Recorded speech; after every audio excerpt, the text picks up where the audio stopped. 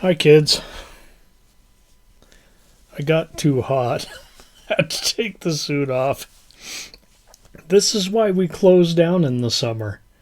This is why we end up closing down until Halloween. Okay, before I get into the next picture, we have to talk a little bit about the series Twin Peaks. For a lot of people, this was their first exposure to David Lynch. There are a lot of people out there who didn't go to the art house in high school and see Eraserhead, who didn't see Blue Velvet. They maybe saw The Elephant Man. They maybe saw Dune and hated it. But almost everyone, and I remember when the show was originally on, everyone was wandering around, who killed Laura Palmer? Like it was the question on everyone's mind, who killed Laura Palmer? So the series basically, her body washes up, Pete is out fishing, and Jack Nance out fishing, finds this body wrapped in cellophane, and Agent Cooper shows up in town to investigate the murder of Laura Palmer.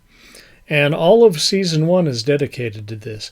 Now, this was on Thursday nights, and I worked Thursday nights, and I was not able to watch the show. I think it moved to Thursday nights. I was fine when it was on Tuesday nights, and then it moved to Thursday nights. I don't remember. But if you missed one episode of this show, you were just fucked. And that was probably its downfall as a series lasting. So, I since, I got this for Christmas one year, and of course have carried on. But I first saw the series, and look at this thing. This is the VHS box set of Twin Peaks. And this is where I first saw the series in its entirety, all the way through, years after. I want to say probably 5 years after it was originally on. So, in the first series, we've got Special Agent Dale Cooper of the FBI arriving in Twin Peaks to solve the mystery of this high school girl. Like, what happened to her? And we go through the first season, and at the end of the first season, we find out who killed Laura Palmer. But we've built up all these side stories along the way, with there's some intrigue with like Leo and Shelley and like Bobby and Bobby's dad, Major Briggs, and like secret squirrel shit out in the woods and aliens. I don't know, the Black Lodge, the White Lodge. This is what carries on into season 2, and it's my personal opinion that season 2 of Twin Peaks is directly what inspired the X-Files. Because here you got FBI agents looking into like all manner of paranormal activity, and that's exactly what was going on in season 2 of Twin Peaks. Dale Cooper approached Laura Palmer's murder investigation in a very metaphysical way. And so, I'm going to go into the next movie. And now that I've showed off my my beautiful VHS box set of Twin Peaks. We're getting classy now. This is a reverse martini. So I'm trying to watch my weight here. And vermouth has half the calories of the Montenegro. Now, if this runs too long, I'll probably chop off the first part and call it a halftime show. Because what we're going to talk about now is a little movie called Twin Peaks Firewalk with Me. Meet Laura Palmer in a town where nothing is as it seems. And we established that during the series. And everyone has something to hide. We also established that. This is a prequel. But after the fact, New Line Cinema, David Lynch, Twin Peaks, Firewalk with Me, Cheryl Lee, Moira Kelly, David Bowie.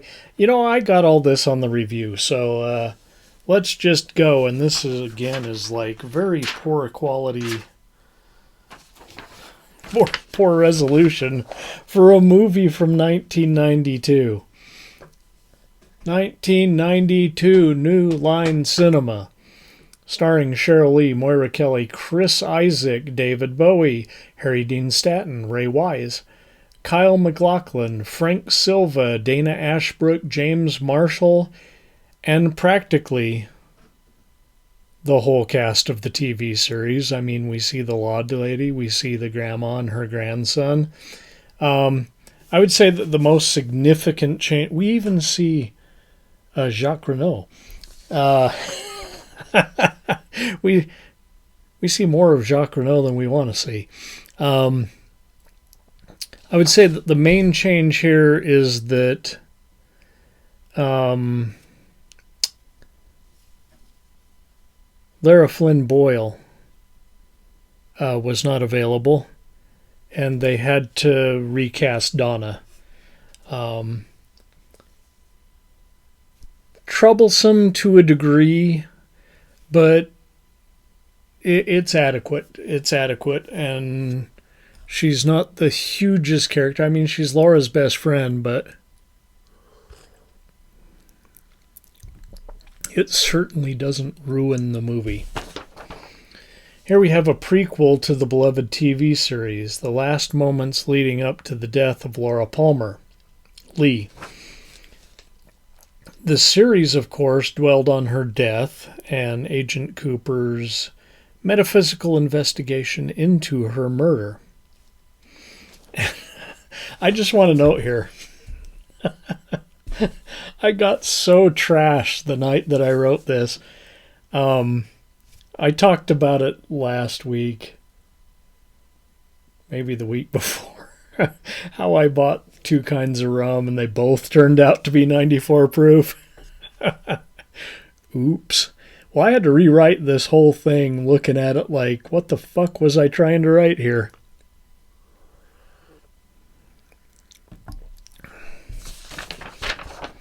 I got it rewritten, don't worry. Here we start with a similar murder, that of Teresa Banks, who was evidently a friend of Laura's or a co-worker of Laura's.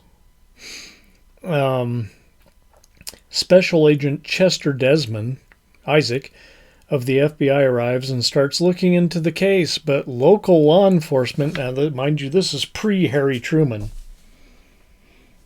Those of you from the series know Harry Truman was the sheriff, not Harry Truman the president, but Harry Truman the sheriff of Twin Peaks. Was all about Dale Cooper looking into Laura Palmer's murder. He replaced this asshat.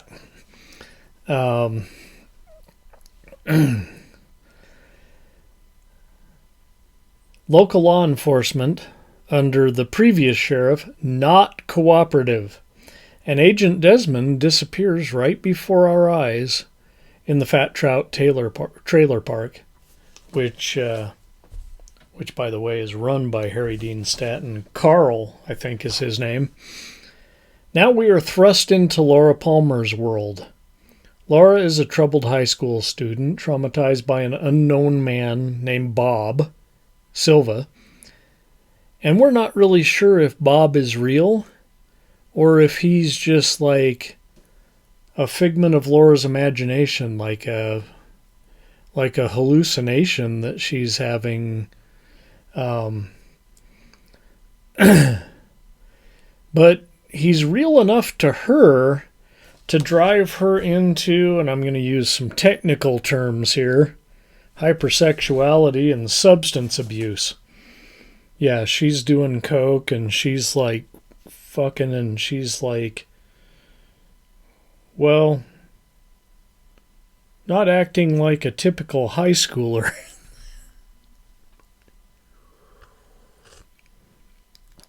At least for the time, anyway.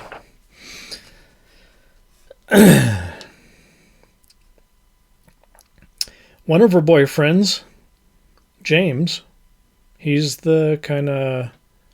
He's got a crew cut and he rides this Harley, but he's like a sweet guy, you know? He's like trying to save her. He's like, you know, the good guy that all girls say that they want. Yet she's more drawn to Bobby and the cocaine that he gets from, I don't know, the Renault brothers.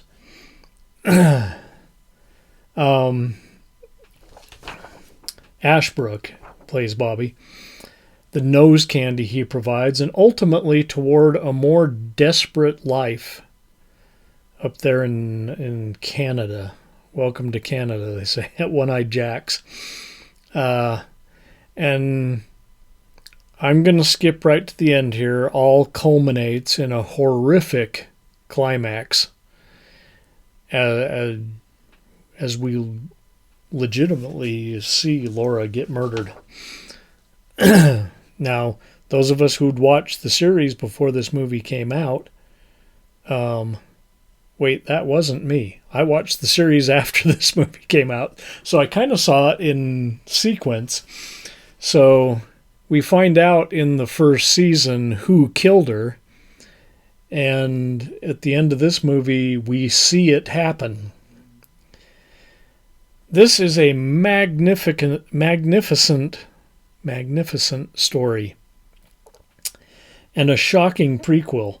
The poor people who were introduced to David Lynch through the TV series, yeah, right there on ABC television, like friendly enough for television, had no fucking idea what they were about to see.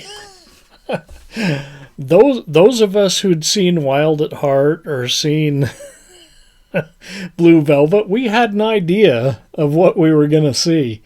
But the poor people whose introduction to David Lynch was, you know, Mark Frost and Twin Peaks television series, oh man, were they in for a surprise.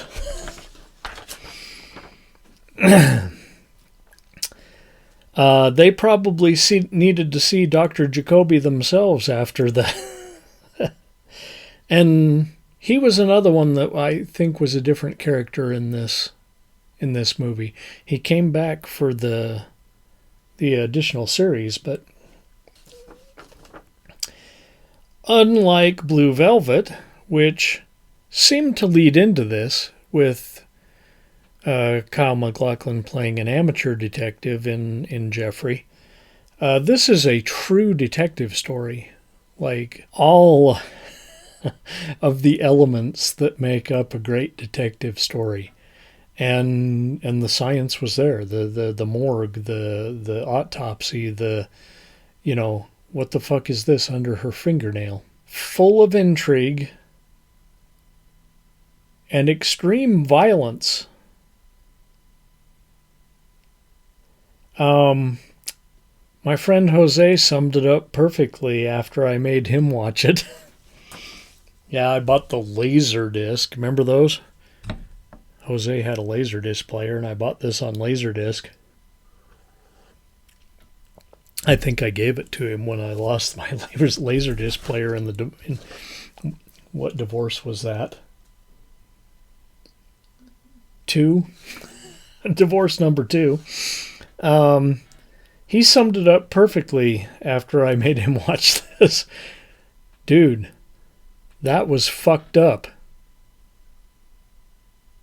Yeah, it really was.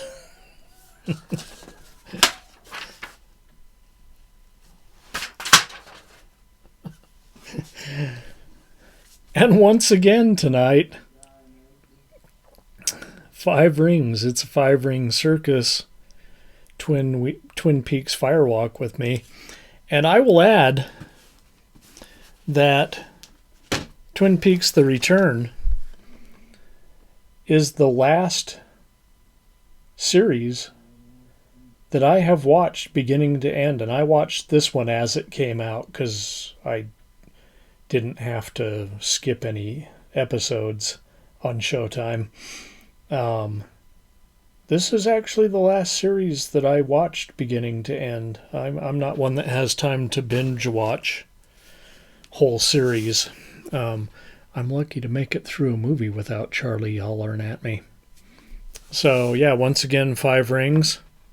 At the end, I will just rank these because we're seeing a trend here.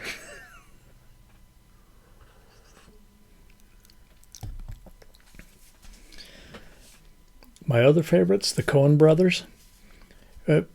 We'll probably at some point get to a Coen brothers marathon, and again, I won't be able to talk about every single movie, or we'll have like a 20 episode marathon. But we'll at least talk about my favorites. But be sure and come back. We're going to go upstairs, refresh this, and then we're going to be back. I might put my suit back on, I might not. Depends on how hot it is. But we'll be back with Sabrina to talk about 1997's Lost Highway. Be sure and join us for that. Let's all go to the lobby. Let's all go to the lobby. Let's all go to the lobby to get ourselves a treat. Delicious things to eat. The popcorn can't be beat. The sparkling drinks are just dandy. The chocolate bars and the candy. So let's all go to the lobby to get ourselves a treat.